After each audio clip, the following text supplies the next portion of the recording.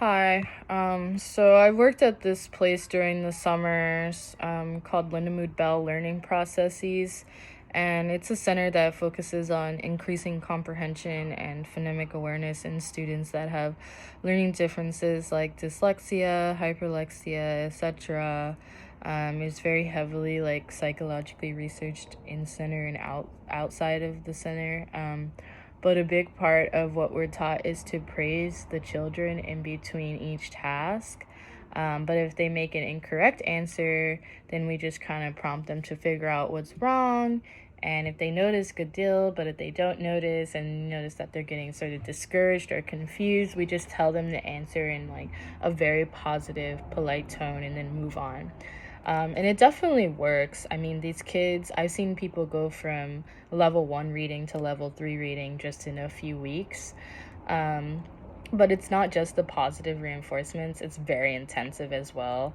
However, we find that the positive reinforcements are really effective for keeping the energy during the sessions and their willingness to learn. And we find that if we don't praise them, the student kind of feels very reluctant to finish the task or feels that they can't complete it. And it becomes like this self-fulfilling prophecy because their efforts are not being recognized. And I think this is very similar to what we had seen at the end of the second video, where students who are told that if they work hard, they were more compelled to work hard in the future instead of attaching this dichotomy of smart and not smart, which pigeonholes them in a way, and it can have the opposite effect and lower their self-esteem. So I think that in both situations, where it's polarized, it becomes an issue. So I don't think that praise and the pressure of hard work should be separated in classrooms, but they need to be integrated in some way. And I think both need to happen to create a healthy learning environment.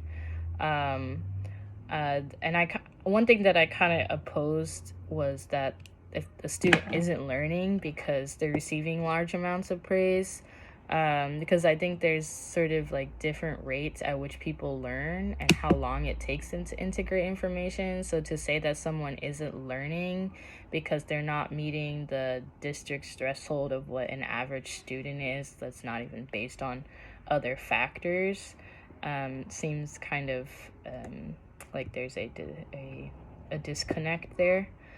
And also, I don't see how teaching everyone to have high self-esteem could transduce into violence. I think that if it's the case where you have a large classroom, where a lot of students are shy or disabled or whatever, and they're watching others get rewarded, then it can decrease their self-esteem and lead to like jealousy and inferiority.